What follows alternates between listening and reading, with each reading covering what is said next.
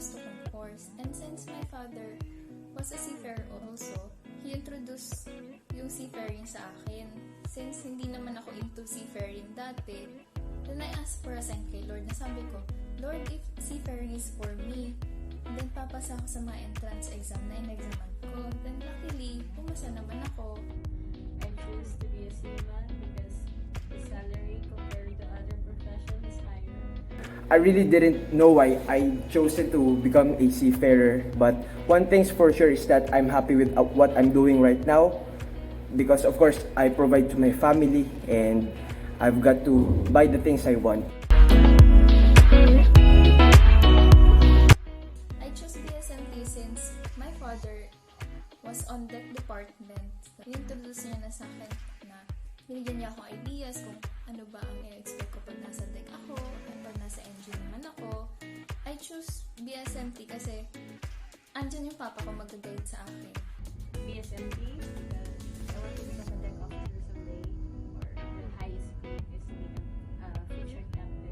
My uncle who invited me to become a seafarer, who was also a second engineer, he advised me to be a deck officer because he believes that it's hot in the engine.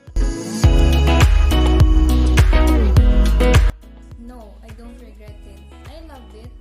1 year na shipboard, nasabi ko, buti na lang sa deck ako pumunta, sa deck yung pinili ko. Kasi I see myself more working on deck department. No, because this is the path that I've chosen. Even if sometimes when I'm having a hard time on board. Regret?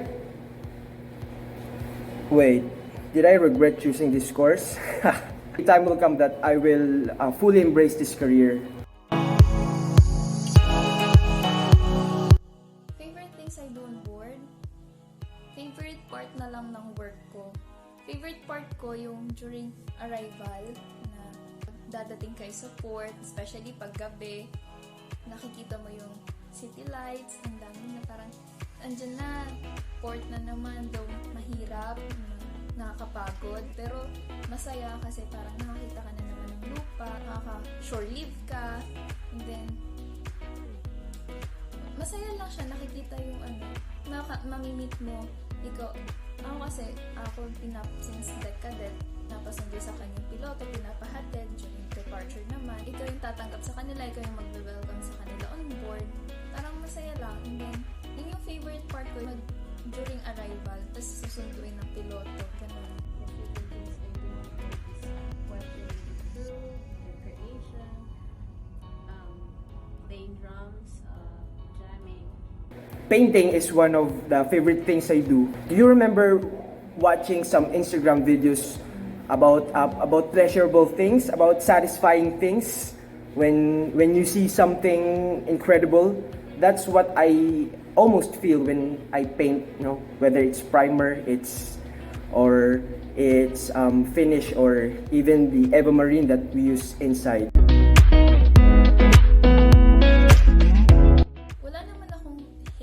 Siguro hindi na lang hate. Experience ko na lang na nakakatakot. Nagro-rolling ang barko, which is tumatagilid na talaga kami ng 22 degrees. Since first time ko, though sa mga ibang seaman dyan na parang normal na lang yun. Pero since first time ko magbarko, so natakot ako. 22 degrees yung list namin. Gumugulong na yung mga nasa taas, mga painters namin, yung mga baso, mga ganon. Gumugulong na. Tapos, syempre natatakot na ako, tapos sumakit na si Kapitan. Kaya si Kapitan na nag-take over ng command yung time na yun. This for me is when you don't have enough sleep and then you arrive at port or departure at port. Weather condition that I really don't like. It's the hot weather condition. When it's very sunny and that the sun is striking your skin, when your sweat is just dripping out of your clothes, that's the thing that I hate the most. Until when I got the position that I want, which is the management level. Pag naabot ko yun, and then makahanap ng stable job dito sa lupa, then I'll quit seafaring. Until when I feel I have my own enough money and Maybe until I can, until my mind and my heart says so. Of course, because this is already the career where I'm already giving support to my parents, to my loved ones. I'm still open to other careers. Like I said, I'm still very young. Probably when I reach, even just being a third officer, that would be very enough. Siyempre lahat naman tayo, dreams natin na mabigyan sila ng magandang buhay, comfortable life, ma-provide natin yung mga needs nila, makapag-give back ako sa kanila, especially sa parents ko, and mapaaral ko yung kapatid ko. By all the things that I dream about and a brighter future for my family. I don't want to be limited only in seafaring, but my ultimate goal and dream to my family is we all grow together happily without causing any damage, any hurt to other people. And of course, we get to acquire our needs and wants. Just the simple things in life. I'm very grateful. Like I said earlier, I'm very grateful of whatever I have right now, of the status of my parents, my sister, my 2 younger brothers, and with the camaraderie I have with my classmates, and of course, the companionship here on board. Yung mga onboard po, mga kabaro, push lang po. Kaya natin yan. Diyan si Lord para gumabay. Challenges lang po ito. Yung sa bahay naman po, may mga times din mahirap din po ngayon kasi nga po pandemic. Tiis-tiis lang po, makakapasok pa rin, and God will provide you all your needs. Magdasal lang po tayo.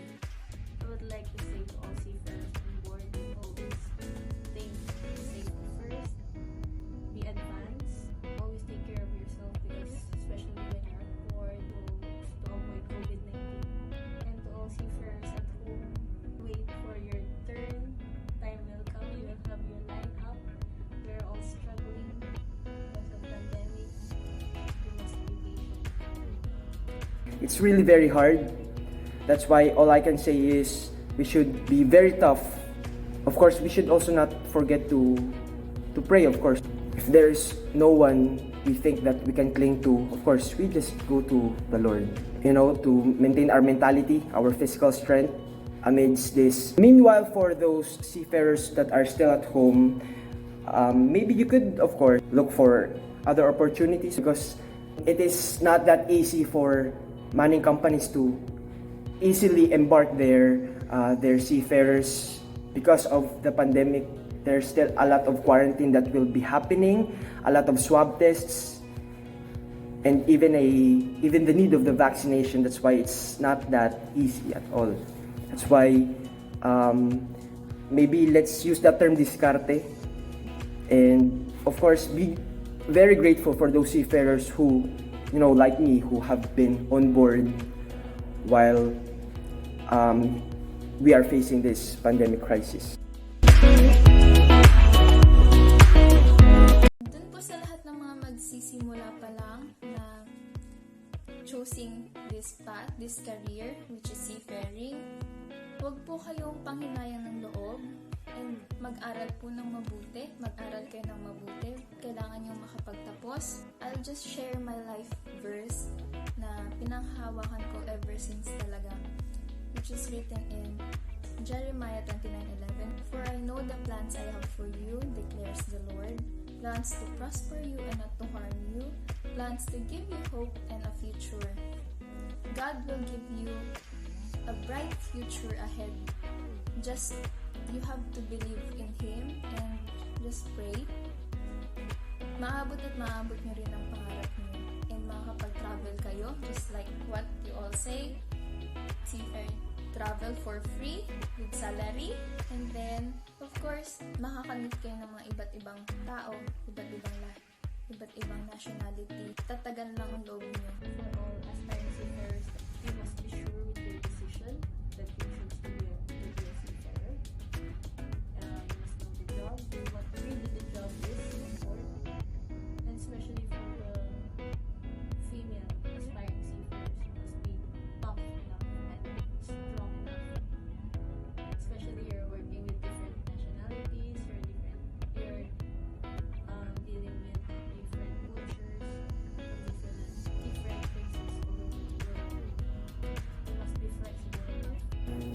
I remember back then when I'm having conversations with some of my crew members here on board, most of them have answered that they really don't know why they've chosen being a seaman. Yeah, that's the reality. For most of them, maybe all I can advise to aspirants is maybe you could think twice, think 100 times, even infinite times, if you will really be sure of choosing this course of being a seafarer. Another advice is there's no harm, there's nothing bad if you're going to try to take entrance examination to maritime schools that are offering scholarships. And last advice, of course, you are very lucky enough if you have someone like a family member or a friend who can refer you to your company, and that would be an easy shot for you to enter that company. And of course, for those maritime still in college in maritime schools, of course, try your best and make sure that you will graduate and have a degree in BSMT or BS Mari. That's it, guys. Thank you so much again. Actually, this is already my third attempt. Yes, I'm sorry if I'm still somewhat stuttering in English, because I really wanted to speak in English here in this collaboration that I've done with my friend, for also, of course, for other seafarers as well, for not just Filipino seafarers, so that they can also understand. And right now it's raining, that's why I took the chance to record myself and express myself here in this simple 9 questions. And thank you very much again for watching. So, good day. God bless everyone.